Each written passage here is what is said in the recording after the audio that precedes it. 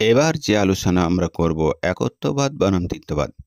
কিতাবুল মুকাদ্দাস থেকে একত্ববাদ বনাম তিত্ববাদ নিয়ে আমরা আলোচনা করব। আমরা আগেই বলেছিলাম যে প্রেরিত পুস্তকটি ও পূর্ববর্তী পত্রগুলি থেকে জানা যায় যে সাধু পোলের এই মতবাদ হাওয়ারি এবং শরিয়াত পালনকারী খ্রিস্টানদের প্রচণ্ড প্রতিরোধের মুখে পড়ে। তখন সাধু আত্মরক্ষার জন্য তিনি অতি ভক্তির আশ্রয় গ্রহণ করেছিলেন। এতকাল আমরা সকলেই জানতাম যে বিশ্বাস ও শরিয়াত পালন করলে এর মাধ্যমেই মানুষ নাজাত পায়। আর এখন সাধু পৌল তিনি বলেছিলেন শরিয়াত পালন মুক্তির পথে প্রতিবন্ধক। আর এটি প্রমাণ করার জন্য সাধু পৌল বলেছিলেন যিশু তো আর সাধারণ কোনো নবী নন। যে যিশুকে হত্যা করেছিল হত্যাকারীদের শুধু পাপ হয়েছিল, এবং যিশু ছিলেন ঈশ্বর। যিশু তিনি ক্রুশে মরে সকলের পাপ মোচন করেছিলেন। এটা সাধু পৌলের বক্তব্য। কাজেই শরিয়াত পালনের আর প্রয়োজন নেই। এই জন্য ইহুদি খ্রিস্টানরা শরিয়াত পালন করে না, তারা তিত্ববাদে বিশ্বাসী। সাধু পৌলের সেই উদ্ভাবিত ধর্মে বিশ্বাসী। এই জন্য ইহুদি এবং খ্রিস্টান আর ওই সাথে যোগ দিয়েছে হিন্দুরাও। শরিয়াত পালন আর করা লাগবে না, দুনিয়ায় শেষ, যা কিছু হবে এই দুনিয়ায়। সাধু পৌল তিনি আরো প্রচার করতেন যে ব্যবস্থা শরিয়াত দ্বারা যদি ধার্মিকতাই হয়, তাহা হলে খ্রিস্ট অকারণে মরিলেন। আর এটা লেখা রয়েছে গালাতীয় অধ্যায় 2 শ্লোক 21। এখানে পৌল আরো বলেছিলেন খ্রিস্ট যিশুতে জীবনের আত্মার তাহা আমাদেরকে পাপের ও মৃত্যুর ব্যবস্থা শরিয়াত হইতে মুক্ত করিয়াছে।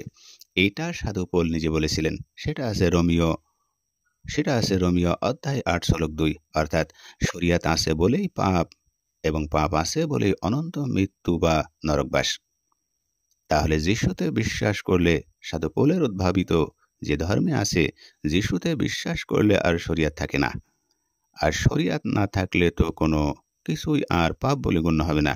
এটা সাধু পৌল বলেছিলেন। তাহলে সাধু পৌলের এই উদ্ভাবন সফল হয়েছিল। সাধু পৌল যে উদ্ভাবন করেছিল, ইঞ্জিল রচনা করেছিল, তার সেই সফল হাসিল হয়েছিল। এই অতিভক্তির আকিদা সাধু পৌলকে ও সাধু পৌলের মতবাদকে চিরস্থায়ী করেছিল, যেটা আমরা এখন ইহুদিদের ভেতরে দেখতে পাই। তা যদি নাই হতো, তাহলে হাওয়ারি ওই শরিয়াতপন্থীদের প্রতিরোধে সাধু পৌল তার মতবাদ বিলুপ্ত হয়ে যেত। যেভাবে আমাদের সমাজে এখন শরিয়াত মুক্ত তরিকাত মারফাত পন্থীগণ সর্বদা রাসূল সাল্লাল্লাহু আলাইহি সাল্লাম ও অলিগণদের প্রতি অতি ভক্তি প্রকাশ করেন এবং শরিয়াতপন্থীদেরকে বিয়াদব বানিয়ে সাধারণ মানুষদের সমর্থন লাভ করেন এবং টিকে থাকেন, তাহলে সাধু পৌলের উদ্ভাবিত অতি ভক্তির মূল বিষয় হল তিত্ববাদ। মাসিহ আল্লাহর একত্ব বিশ্বাস এবং প্রচার করতেন। ঈসা আলাইহিসসালাম আল্লাহরও একত্ববাদ বিশ্বাস করতেন এবং তার প্রচারও করতেন। ঈসা আলাইহিসসালাম তিনি হিব্রু ভাষার রীতিতে ইহুদি নবীগণ ওই সকল ইহুদির মতোই রব অর্থে আল্লাহকে পিতা বলতেন। তিনি সর্বদা বলতেন পিতাই একমাত্র ঈশ্বর, পিতার পাশাপাশি পুত্র ও পবিত্র আত্মাও ঈশ্বর। এই কথা ঘুণাক্ষরেও কখনো ঈসা আলাইহিসসালাম বলেননি। পক্ষান্তরে সাধু পৌলের যে ধর্ম আছে, সেই ধর্মের মূল বিশ্বাস ছিল যে আল্লাহ তিনজন সম্পূর্ণ পৃথক ব্যক্তি, তার মানে তিত্ব, ঈসা, মরিয়ম ও আল্লাহ। এইরূপ জঘন্য কথা ঈসা আলাইহিসসালাম কখনো বলেননি। দেখুন মার্ক অধ্যায় 12 শ্লোক 28 থেকে 34। এই জন্য আলেমগণ জিজ্ঞাসা করেছিলেন, একজন আলেম ঈসা আলাইহিসসালামকে জিজ্ঞাসা করেছিলেন, তাওরাত শরীফের মধ্যে সবচাইতে দরকারি হুকুম কোনটা? এটা জিজ্ঞাসা করেছিলেন একজন আলেম ঈসা নবীর কাছে। আর জবাব দেওয়ার সময় ঈসা আলাইহিসসালাম বলেছিলেন, সবচাইতে দরকারি হুকুম হলো, বনি ইসরাইলরা তোমরা শোনো, আমাদের মাবুদ এক আল্লাহ। তোমরা প্রত্যেকেই তোমাদের সমস্ত দিল, সমস্ত প্রাণ, সমস্ত মন এবং সমস্ত শক্তি দিয়ে তোমাদের মাবুদ আল্লাহকে মহব্বত করবে। এটা ঈসা আলাইহিসসালামের বক্তব্য। তারপরে যে দরকারি হুকুমটা ঈসা আলাইহিসসালাম দিলেন তা হলো এই, তার অনুসারীদেরকে বললেন, তোমার প্রতিবেশীকে নিজের মতন মহব্বত করবে, তোমার প্রতিবেশীকে। এই দুটো হুকুমের চেয়ে বড় হুকুম আর কিছুই নেই। এই দুটো হুকুমের চাইতে বড় হুকুম আর কিছুই নেই। তখন সেই আলেম বললেন, যে আলেম প্রশ্ন করেছিলেন ঈসা আলাইহিসসালামের কাছে, তিনি বললেন, যিশুকে আপনি সত্য কথা বলেছেন। আল্লাহ এক এবং তিনি ছাড়া আর কোনো মাবুদ নেই। আর সমস্ত দিল, সমস্ত বুদ্ধি ও সমস্ত শক্তি দিয়ে আল্লাহকে মহব্বত করা এবং প্রতিবেশীকে নিজের মতন মহব্বত করা পশু ও অন্য সব কোরবানির চেয়ে অনেক বেশি দরকারি এটা। একথা যখন সেই আলেম বললেন, তখন ঈসা আলাইহিসসালাম দেখলেন সেই আলেম খুব বুদ্ধিমানের মতন জবাব দিয়েছিলেন। তখন ঈসা আলাইহিসসালাম সেই আলেমকে বললেন, আল্লাহর রাজ্য থেকে আপনি বেশি দূরে নন। তাহলে সাধু পোলের অনুসারীরা বলেন আল্লাহকে একমাত্র মাবুদ বলে বিশ্বাস করলেও নাজাত হবে না।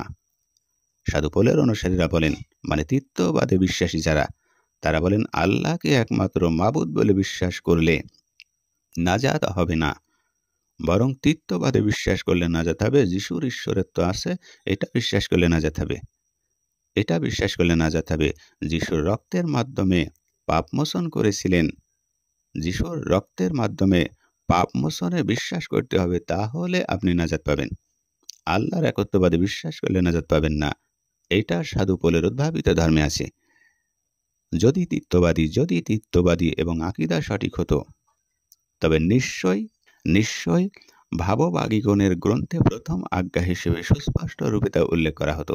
এবং যিশু বলতেন, প্রথম আজ্ঞাটি এই, ঈশ্বর প্রভু এক, যিনি তিনটি পৃথক ও সম্পূর্ণ পৃথক সত্তার সমন্বয়, এবং আমি ঈশ্বরের দ্বিতীয় ব্যক্তি ও ঈশ্বরের পুত্র।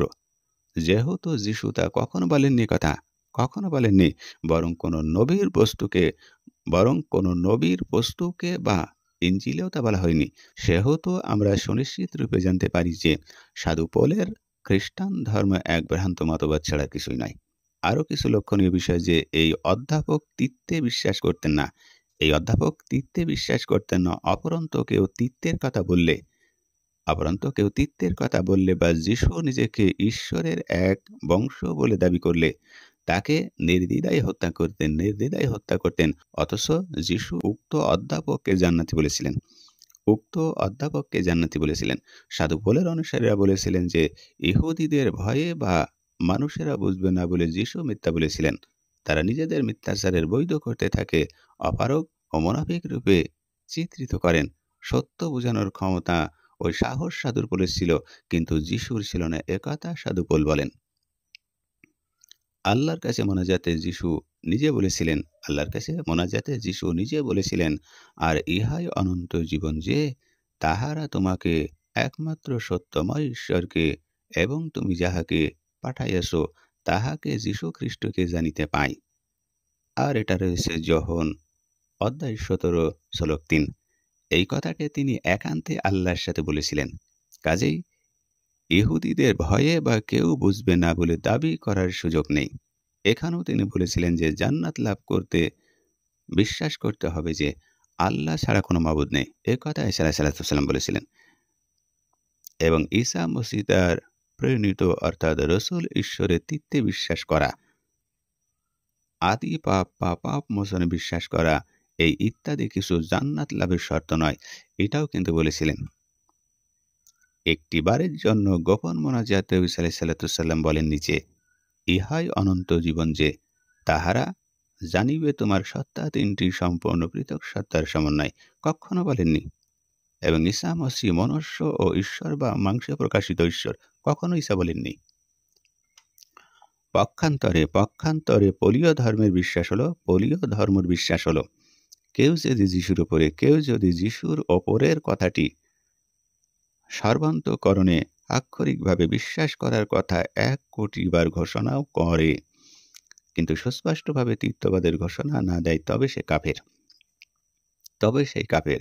তার মানে তীর্থবাদের ঘোষণা না দিলে সে কাফের। তাকে জীবন্ত আগুনে পুড়িয়ে মারা হবে। তাকে জীবন্ত আগুনে পুড়িয়ে মারা হবে খ্রিস্ট ধর্মের সুপরিচিত বিধান এটা।